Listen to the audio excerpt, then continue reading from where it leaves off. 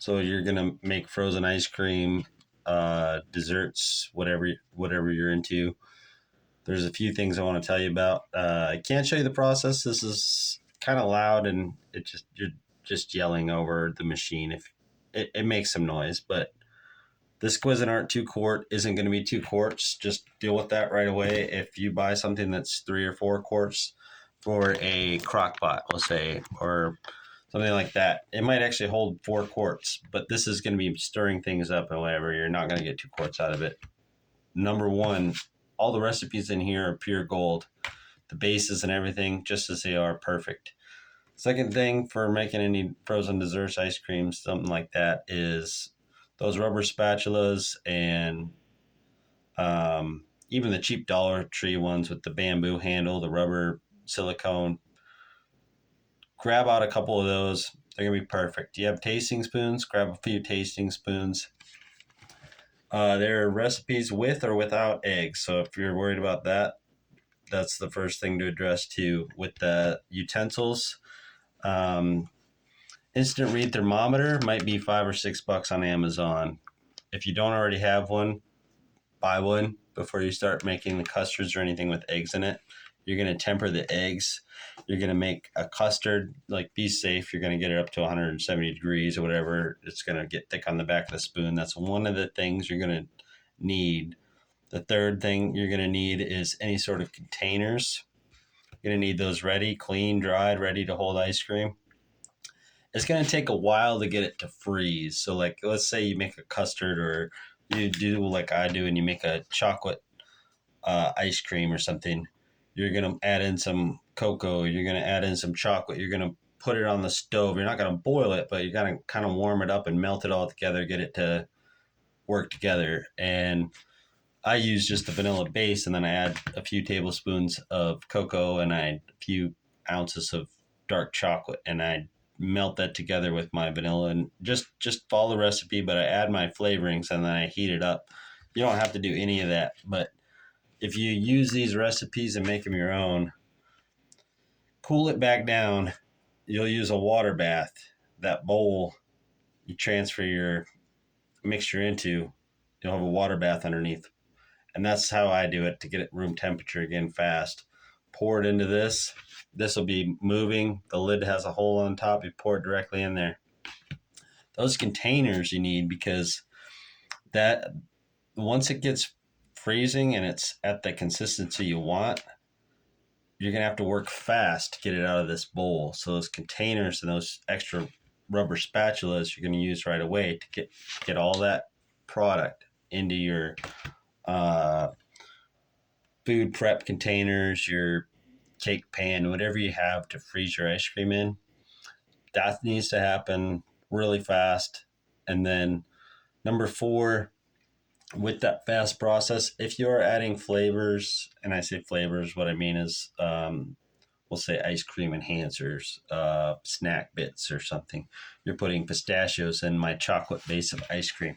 You're going to chop those guys up. You're going to have, I don't know, maybe you're putting Oreos, brownie bits especially. Put it in at the end. Otherwise, they'll be soggy. If you have M&Ms or something and you're putting them in at the beginning with your vanilla base, that's what you want. It works, but it'll be weird and muddled, and the colors won't be as vibrant if there's any left on the candy at all. Put it in at the very end. Number 4 is add any flavors you want, but make sure you're putting those in at the end when your ice cream is almost complete. Ice cream is my go-to in here.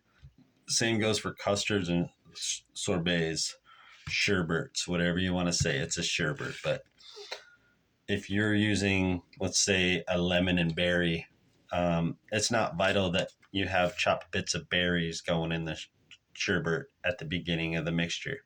It's vital that you put those berries in before it's done. You want them stirred in. You don't have to mix it in later.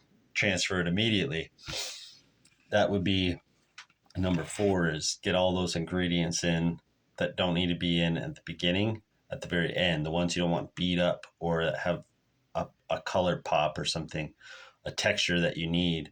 those Oreos just aren't going to hit the same if they've been sitting in there for half an hour while it's turning with the milk. So think about that. Your brownie bits at the end, not at the beginning.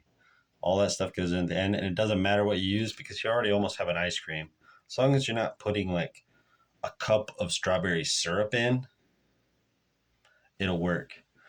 If you have a solid flavor you're going for, chopped up nuts, chopped up cookies, brownie bits, something like that, that's not a liquid, put as much as you want in at the end. Just a cup will work. They're not going to tell you that, but make it easy on yourself. You want peanut butter? Peanut butter's not a liquid. It's going to work. It's a butter. It's not going to ruin your ice cream texture. It's You want to do almond butter or something like that, go crazy. You want to put cranberries and almond butter in at the end. Mix that stuff up in there. Any of this stuff, you need the flavor and not the consistency or just like little bits of awesomeness. And you want that peppermint or something, crush up those peppermint candies, put them in the fridge with your milk the night before. You're infusing that flavor. You can do chai ice cream. Put that stuff in early. The stuff you need structurally sound last. The final thing I'll tell you is this bowl needs to be protected. You rinse it out with cold water. Don't try to shock it. Get it back in the freezer as soon as it's clean. You're working fast once it starts moving. All this stuff will hug to that bowl. Get it out. You have the rubber spatulas. You got your containers laid out. You have your ingredients ready to go. And at the very end of the mixing process, and rinse it out quickly after your ice cream's in the freezer. The last 5 minutes is probably what's going to save you the most amount of time, your prep and your put away. This is going to do everything else. You just have to monitor it. Once it gets there, it's getting there. It's getting thick. Don't get impatient. Wait for it to thicken up and then add your flavors. Get it all done. Be proud of it later. Congratulations. Feel free to like, subscribe, and all that junk. Have fun. And if you need any inspiration at all, go visit the people at the local coffee shop. Remember, you can put instant coffees and fun flavors in there. Anything they're doing is probably going to be good. Local, I don't know, pastry shop or something. You can do apple fritter flavors on there. You can crush up some pastry for on top, and you can put candied apple in the mixture. You can make your own apple pie custard, or you could just put vanilla ice cream on top of apple pie. Get used to being able to make some cobblers and stuff because this is going to put that on the next level. Have fun, and I'll see you in the next video. Thank you.